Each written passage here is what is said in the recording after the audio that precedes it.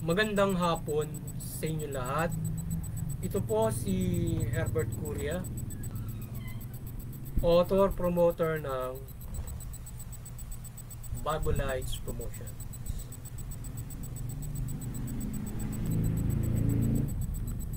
Kakibat ang ating pananalig sa ating banal na Panginoon Diyos, banal na Panginoon sa Kristo, at gabay ng kaliwanagan ng banal na Santa Maria, ay ating po binabahagi sa inyo sa linggong ito ang mensahe ng ating banal na Panginoon Diyos. Ang tema ng mensahe ng ating banal na Panginoon Diyos ay gabay ng Panginoong Hesukristo at Panginoon Diyos sa pamahalaan. Ngayon ay babasahin ko po sa inyo ang mga mensaheng ito mula po doon sa Bagong Tipan o Mabuting Balita ng paghahari ng ating banal na Panginoon Diyos sa pamamagitan ng banal na Panginoong Hesukristo. At ayon po dito sa mga taga-Epeso, Kabanata 1, talatang 22, ito po ang mensahe. Kaya't nasa ilalim ng kapangyarihan ni Kristo ang lahat ng paghahari, kapamahalaan, kapangyarihan at pamunuan. Higit ang kanyang pangalan kaysa lahat ng pangalan, hindi lamang sa panahon ito, kundi sa darating. Ipagpatuloy po natin sa kay Apostol San Juan, Kabanata 15, talatang 6. Ito po ang mensahe. Ako ang puno ng ubas, kayo ang mga sanga. Ang nananatili sa akin at ako sa kanya ang siyang namumunga ng sagana, sapagkat wala kayong magagawa kung kayo hihiwalay sa akin. Ito ang aking utos, mag-ibigan kayo gaya ng pag-ibig ko sa inyo. Ipagpatuloy po natin sa kay Apostol San Juan, Kabanata 14, talatang 21. Ito po ang mensahe. Ang tumanggap sa utos ko at tumupad nito, ang siyang umiibig sa akin. Ang umiibig sa akin ay iibigin ng aking Ama, iibigin ko rin siya at ako'y lubusang magpapakilala sa kanya. Pagpatuloy po natin sa mga taga-Pilipos, Kabanata 2, talatang 4 hanggang 5. Ito po ang mensahe. Ipagmalasakit ninyo ang kapakanan ng iba, hindi lamang ang inyong sarili. Magpakababa kayo tulad ni Kristo. Patuloy po natin sa mga taga-Pilipos, Kabanata 3, talatang 9. Ito po ang mensahe. At lubos na makiisa sa Kanya. Hindi ko nahangad ang maging matuwid sa pamamagitan ng kautusan, kundi sa pananalig kay Kristo. Ang pagiging matuwid ko ngayon ay kaloob ng Diyos batay sa pananampalataya. Patuloy po natin sa mga taga-Hebreo, Kabanata 13, talatang 11. Ang mensahe. At huwag nating kaligtan na paggawa ng mabuti at ang pagtulong sa iba, sapagkat iyan ang haing kinalulugdan ng Diyos. Ngayon po ay ito po ang mensahe ng ating banal na Panginoon Diyos at sa ating bumabahagi ng Mabuting Balita dito sa Bible Lights Promotions.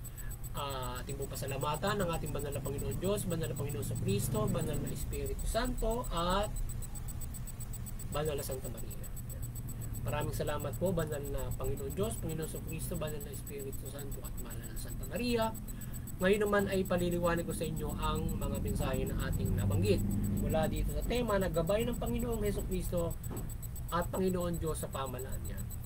Nais pong ipamamatid sa atin ng ating banal na Panginoon Diyos, ng Panginoon sa Kristo, yung gabay niya sa pamahalaan. So ano ba yung gabay ng ating banal na Panginoon Diyos sa ating pamahalaan upang ito ay mamahala, upang sa pamamahala nito at bilang inilagay nito. Unang-una, nasabi ng banal na Panginoon Diyos, ang mga pamahalaan kayo ay magpailalim sa ating banal na Panginoon Diyos, sa Panginoon sa Kristo.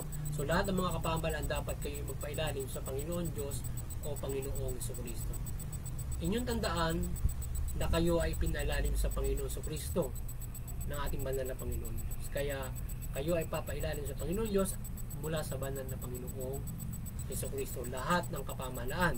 So yan yung nais ng ating banal na Panginoon Diyos, na pailalim sa banal na Panginoon Yesu Kristo lahat. Sapagkat darating yung takdang panahon at persahan na ipailalim ang lahat ng mga bansa sa Panginoong Yesu Kristo.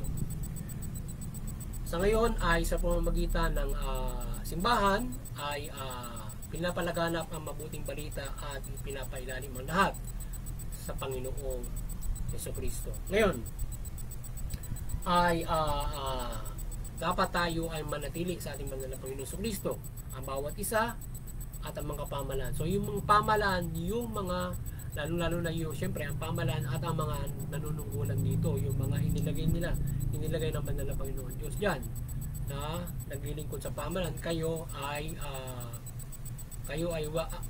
hindi lamang sila at ang lahat ng tao na tayo dapat ay palagi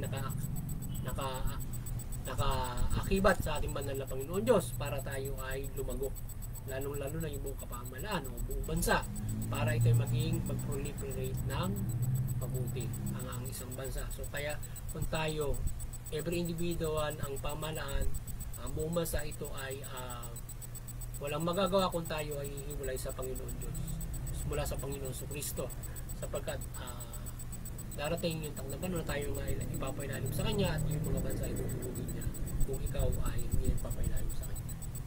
So kaya kayo ay pailalim sa gabay ng ating banal na Panginoon Diyos. Pangunahin para makapamuhay kayo at makapamahala kayo ng mabuti. So pairalin niyo utos ng Panginoon sa Kristo, yung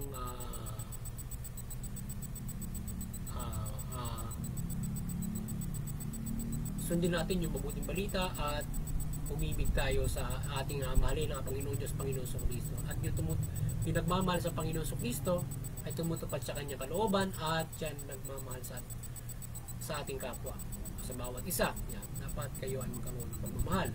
So yung mga nasa pamahalaan, so kayo mabuklod sa pagmamahal sa Panginoon Diyos, Panginoon sa Kristo, at pagkakaroon ng pagmamahal sa isa't isa, at kayo ay makapaglingkod ng banal, makapaglingkod kayo ng buklod at mabuti sa inyong tungkulin. Hindi kayo kung kayo ay maglilingkod, maiiwasan nyo yung hindi mabuti na paglilingkod kung kayo ay may pagmamahal sa Diyos, sapagkat ang pagmamahal sa Diyos ay pagtubad ng kanyang kalooban. So kung ano ka ba tutubad, diba?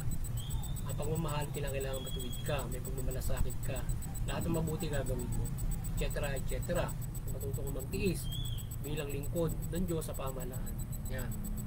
So yan, pag malasakit ninyo yung iba, hindi lamang yung sarili, at magpakababa kayo kung kayo ay naglilingkod sa pamahalaan. Huwag kayong magmataas. Ano man ang inyong tungkulin, mula doon sa pinakamaliit na posisyon hanggang sa pinakamataas, huwag kayong mataas sa kapwa-tao nyo, lalo na doon sa nasasakupan, para kayo ay magpakababa kayo katulad ng Panginoon sa Kristo bilang mga lingkod ay nilaga ng ating banal na Panginoon Diyos diyan sa pamamahala na yan. At magmalasakit kayo sa iba. So kung ganoon, nagmamalasakit yung bawat nanunungkulan, makapaglilingkod nyo ng lubos yung pamahalaan. At tayo ay sa pamamagitan ng ating pananampalataya ay doon tayo nagiging matuwid. So maging matuwid yung ating mga nananampalataya. Kayo ay sa pagtupad ng kalooban ng Diyos, maging matuwid kayo, maging makatarungan kayo. Ngayon ay sa pamamagitan ng pananampalataya, doon nyo ginagawa ang pagiging matuwid sa pananampalataya sa Panginoong Jesucristo. So gumagawa tayo ng ibayong kabutihan mula sa pag-ibig sa isa't isa para tayo ay sa pamamagitan ng pananampalataya. Yan. Yung mga sinasabing kautusan na yun, yan ay iiwasan pa rin natin iyon sa pamamagitan ng paggawa ng mabuti sa pananampalataya natin. Ibig sabihin, halimbawa, huwag kang papatay, parang gano'n. Iwasan mo yung pagpatay ng tao, sapagkat yan ay tayo ay ang pananampalataya natin sa Panginoon sa Kristo, tayo ay hindi gagawa ng gano'ng masama. Hindi tayo gagawa ng itong, tayo iba yung paggawa ng matuwid at mabuting bagay. Yan, huwag nating kalilimutan yung paggawa ng mabuti at yung pagtulong sa kapwa. Yan yung hain na kinalulutan para hindi nababawasan ang tinatamasa ng mga tao sa inyong mga paglilingkod. So yun. So muli ay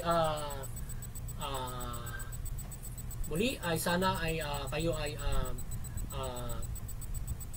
nagabayan na naman ng ating pagbabahagi ng mabuting balita ng Bibleized Promotions, at kayo ay magkaroon ng malaking pag-asa ng inyong kaligtasang spiritual, yung mga nasa pamahalaan, at hindi ng lahat ng mga tao at mga nais mahala. So kayo ay pag kayo mga nasa pamahalaan, mamahala kayo ng matuwid as in sa gabay na ito. At palagi nyo tandaan, Yung pamahalaan na yan ay kayo ay dapat yan ay nasa ilalim ng pag-aari ng ating banal na Panginoon. Hindi lang sa bansang Pilipinas, kundi sa iba't ibang mga bansa. So yun, at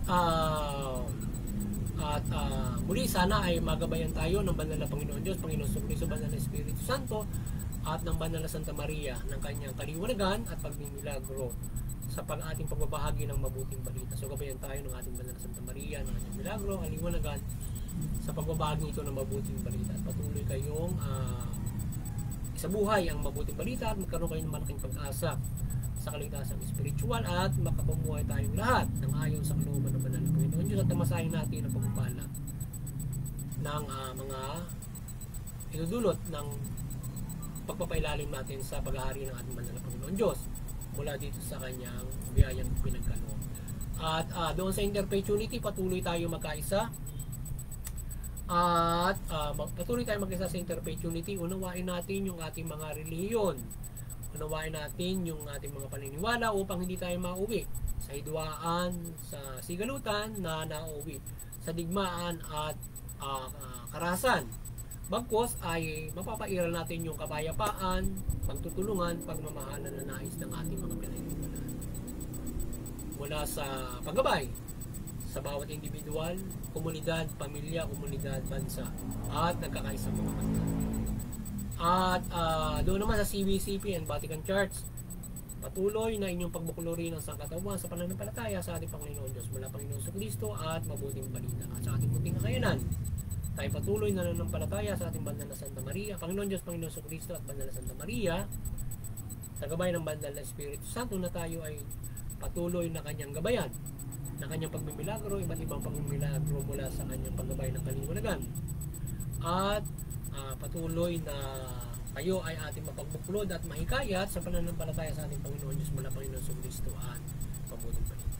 At sa mga kapamahalaan, kayo ay maliwanagan at kayo ay mamahalan ng mabuti matuwid. Tugunin niyo yung karapatang pantao at magpahira ng patas to justicia. Sa gayon makikinabang ang inyong mga nasasakupan sa inyong mabuting pamamahala at pagpapairal ng karapatan at patas to justicia mula sa pagsunod sa mabuting balita at gabay ninyo.